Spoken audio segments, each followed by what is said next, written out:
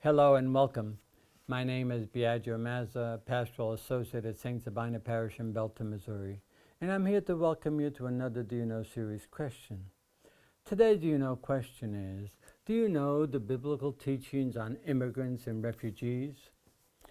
All people, including all religious traditions, have and still have issues with welcoming the stranger in our midst.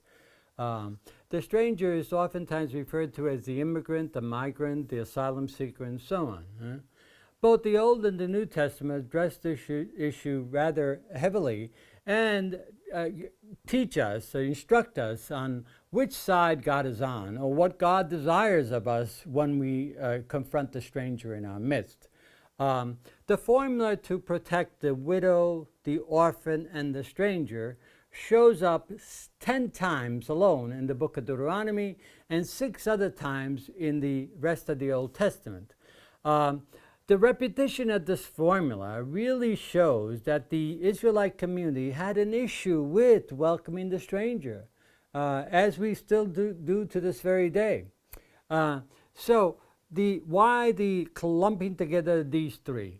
Well, the widow, the Hebrew term for widow is almanah, which literally means one who's unable to speak for themselves.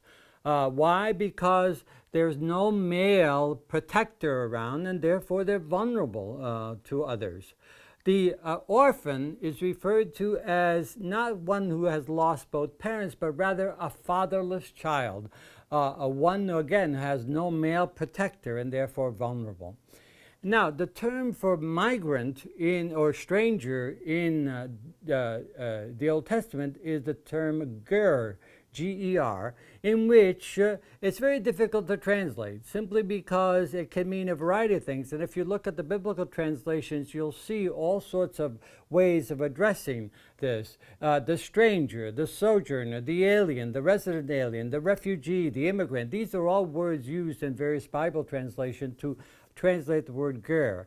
Now, why are these three groups of people lumped together? Simply because they are vulnerable to abuse, and they need a protector, a patron, to help them navigate.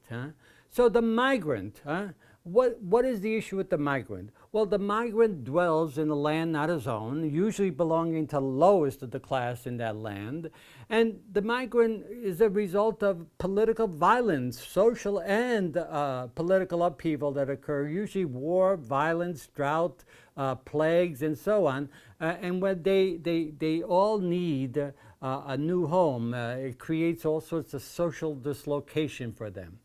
So, Deuteronomy is a summary of the ways the Israelite community is to act once they enter the promised land. So Moses directs them in ways in which they are to act. And the key with regards to the stranger is this particular passage from the book of Deuteronomy. It's chapter 10, verses 17 to 19, and I'd like to share that with you. So 17 to 19 of chapter 10 of Deuteronomy says, "For the Lord your God is the God of gods, the Lord of lords, the great God, mighty and awesome, who has no favorites, accepts no bribes, who executes justice for the orphan and the widow, and loves the resident alien, giving them food and clothing. So you too should love the resident alien, for that is what you were in the land of Egypt."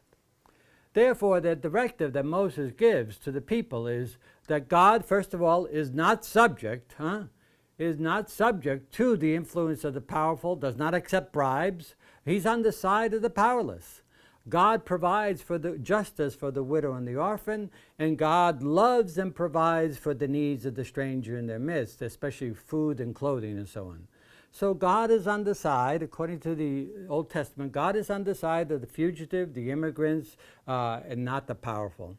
So the message here in this quote that we had is that you, as the Israelite community, and us, as the human family, need to treat one another the way you, we were not to treat one another the way you were treated in Egypt, is what the message was to the Israelite community, all right?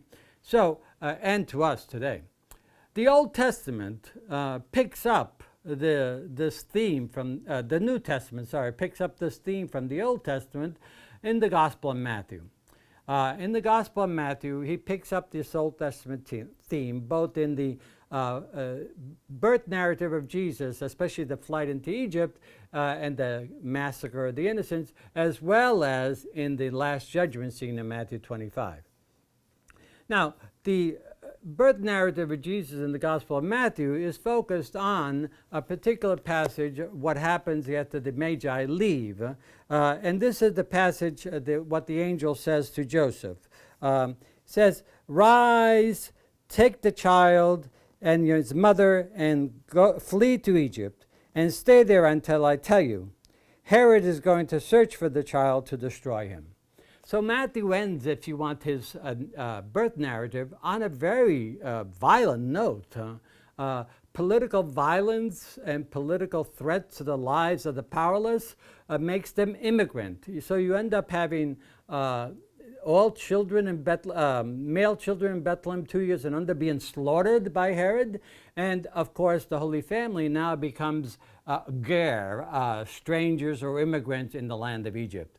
And so you see how the notion of the powerful, especially through political violence, making refugees of so many people that are powerless. All right? In Matthew 25, the final judgment scene focuses on the criteria for our judgment is how we treat the stranger in our midst, or how we treat the least of the people in our midst. So hospitality to the stranger is a strong focus in this passage. And I'd like to quote Matthew verses 35 to 36 from Matthew 25. It says essentially that, "For I was hungry, and you gave me food. I was thirsty, and you gave me drink. A stranger, and you welcomed me. Naked, and you clothed me. Ill, and you cared for me. In prison, and you visited me." And so we connect with Jesus, in other words, when we care for the ill, the stranger, the prisoner, and so on. All right? And so it's very important to realize that today, the immigrants and migrants are in our news all over the place. We're confronted with asylum seeker and so on. These passages that we've just discussed are just as relevant today as they were in the ancient world, simply because they remind us consistently of what side God is on, namely the side of the poor and the powerless.